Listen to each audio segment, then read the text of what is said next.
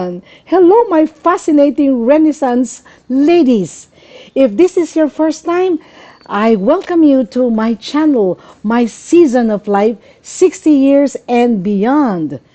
This is your life coach, your mentor, your fellow sojourner in the autumn of life. We are in here together, and this channel was created for all of you who are living the autumn of your life, which is really the best years of your life. And this is Malu Cervantes. And again, if this is the first time you're joining us, I strongly recommend that you press the description button at the description at the bottom, so that you can watch the other previous episodes, so that you will know why I'm greeting all of you, my fascinating Renaissance ladies, and why I'm really saying, the best years of our life is really the autumn of life. What do this all mean? I explained that in the previous episode. So I want you to be in the loop. So I strongly suggest you watch the previous episodes. We have been discussing, how to create and define, and of course to live your great life. And we call that episode La Dolce Vita, which is Italian for simply saying the sweet life. For us to really live the sweet life, I gave you a roadmap on how to design it, and according to your own terms, because we have very different lifestyles. We have different histories. A great life for one may not be a great life for another. And so this is what great life means to you. So are you excited? How are you doing with your road mapping? I hope that it's beginning to give you a lot of excitement, a lot of hope that truly 60 years and beyond is still going to be the best years of our life. Well, this is a glimpse of my great life. As you can see, the past 10 episodes, I am in the office, I'm in the house, with everything set up there. And we are having fun doing this. Now is a different setup. I am sitting at the veranda of the hotel in the beach resort where we have been staying, for the past 13 days. And on my right, hopefully we can get another angle, will be the beach where you have this big liner over there. And why am I here? What am I doing here? Why did I say a glimpse of a great life for me? Because I'm doing the work I love, and I'm at the same time enjoying my life. I watch the sunrise every morning while preparing, for the work I am to do the whole day. And you may be wondering, what are you doing there, Miss Malu? You said you're working, but you're in a beach resort. Well, I am conducting a series of team building programs for a major client. And said, why? Well, for those of you who have just tuned in or joined us, as I mentioned before in the previous episodes, I am a learning and development consultant. I am a trainer. I develop training programs for clients to help them meet their training needs. And I sometimes go to location where the venue, okay, the location and venue where the team building sessions are going to be conducted. You see, this is team building. So we need activities, for the participants to run around, work in teams, climb mountains, swim, the sea, in the sea, and all of that stuff. All right, very exciting, isn't it? Yes. Okay, 13 whole days of doing a series back to back of team building programs. You know what? When my friends know that I still do this, do you know the question they ask me is, Malu, why? Why are you still working? Why are you still pushing the bar? You don't have to work anymore. The kids are all grown up. You're empty nesters. Why can you just retire just like the rest of us? Well, most of my friends are retired. Some are retiring this year, next year. And of course, the question they ask me is, do you ever think of retiring, Malu? That's a question. Well, makes sense, you know. And my response is this: retirement is not even in my consciousness. So if it's not in my consciousness, how can I ever think of that? Besides, how do I retire from something I love to do, for something I am meant to do? What do you mean, Miss Malu? We talked about ikigai, right? So it is in the description for those of you who have tuned in. For the first time, there is an episode that does ikigai. And there's an exercise for you. And it's to really find out, ikigai is Japanese, which means reason for living. It's for you to discover the reason why you still wake up in the morning, why reason for being, reason for living. And I've shared with you, my fascinating Renaissance ladies, what my ikigai is, right? And let me repeat, it is to inspire, it is to influence, it is to impact people to be their best selves yet. Okay, that's what I do. I'm a consultant, I'm a trainer, I develop training programs, I'm a life coach, I'm an executive coach helping executives become better at leading their organization. I am a mentor too. That's what I do. And I told them that I will continue doing this until my last breath. So forget about retirement. Okay? I did an exercise before in one of the episodes, entitled Top of Mind, right? Where I say some words or some phrases, and I ask people to tell me the first things or the first ideas that come to mind. I did that when I said young woman, and then several, common ideas, and then old woman, okay, several ideas. Now, let's come up with one word: retirement. Retirement. First things that come to mind. Okay, talk to yourself. Okay, talk to your neighbor. If you're, talk to your companion. If you are listening and watching this with somebody else.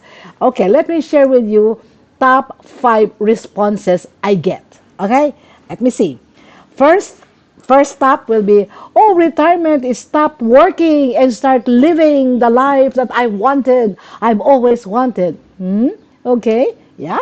Number 2, okay, they say end of stress from traffic, traveling to and from the office. Stress coming from toxic bosses in a toxic world, work environment. That's what they say. That's the second, common response. The third, oh, I will have all the time in the world to do what I want and to be with my family because I don't see them very often.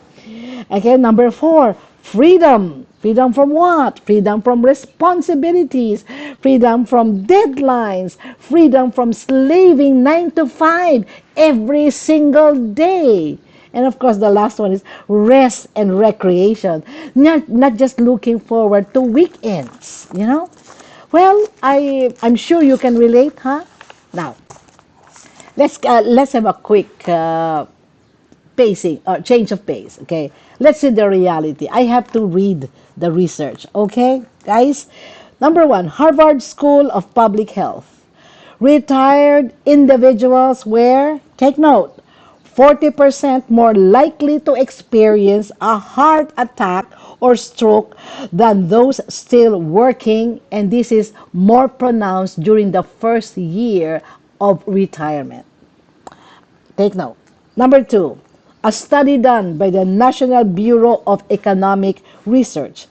Complete retirement leads to a 5 to 16%, 5 to 16% in increase in difficulties associated with mobility and daily activities. All right. Mm, Number three, okay, same study found a 5 to 6% increase in illness conditions after retirement. What? Okay. Number four, retirement is associated with a 6 to 9% decline in mental health over an average post-retirement period of 6 years. The numbers say a different story from the common responses, that we have gotten, like freedom. What kind of freedom is that? Okay, start living the life that we desire, recover lost time, rest and recreation. What happened here? Why the discrepancy? Let me share with you my personal POV, point of view. Okay? The issue, really, I found out, is when people retire from work, they also retire from life itself. Okay. So, why? Let me share with you my technique. 3 points and a bottom line. Case in point, okay? 3 points and a bottom line. First one, right? This happens because people who retire, okay, they put an end to their goals. Okay, no more goal setting, no more goals. I've achieved all my goals. The most common objective and goal for working is what? Earning a living to provide for the needs of my family. I'll give you an example, a personal example. This is my uncle who was a practicing successful dentist with 6 kids, 6 children. Okay, he worked very hard, and then all 6 children have graduated with wonderful degrees. They are all professionals. They all have their own families. They're enjoying life. When the last kid graduated, you know what he did? He stopped his profession. He closed his clinic and never worked a day in his life. So what did he do every single day? It may look like an exaggeration, but this is really a real case, okay? So every morning, he wakes up every morning with a bottle of liquor in one hand and cigarette in another. Okay, from morning till evening, he would have his supply of beer here. Okay, and his supply of cigarettes here. That's what he did. In a few years, he's dead. Okay, with cirrhosis of the liver, right? Why? Because for him, what's the use, of working? I've achieved my goal, because his only goal in life is to take care of his children until they get a good education, and then, on their own. Sad, isn't it? Okay. Now, the second point I would like to raise with you why there's a discrepancy is because of end of dreams. Now, before I say end of dreams, I'd like to also include the fact that the moment we stop making goals and stop making objectives, it is really the shortcut to death. You know why? We human beings were created to be autotelic. That's the term, autotelic. You look at it in the dictionary, it will tell you autotelic means having a purpose in and not apart from itself. Okay? We were born to live our purpose. So the moment you say, I have no more purpose, I have achieved everything I wanted to achieve, then we start dying. See, that's what happened to my uncle. Okay, going back to the second reason, end of dreams. So they're saying, what is there to dream more? My age, my strength, the time I have for even supporting those dreams. It's already impossible. So why bother? Why bother? Okay. Now I give you another real story, but this time it ended well. Haha. Nice. One of my best friends, when he was very young, and he has a has a young family. The 2 kids were still very young. He wanted to buy himself a big bike, a Harley Davidson, a Ducati, because he wants to be a road warrior. But his wife and his mother said, "What are you doing?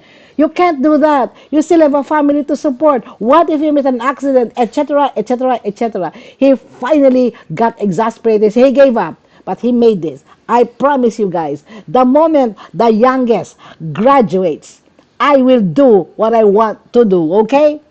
And so this year, 2 weeks to be exact, right? His youngest daughter graduated magna cum laude. His first daughter is already an OB-GYN, a doctor, very successful already. But the youngest, speech therapy and pathology, I think was the course, graduated magna cum laude. When that was announced, on that same day, he bought himself a Ducati because that's what he promised himself. Now he has become a road warrior with all of the paraphernalia, with all of this, the beautiful helmet and everything.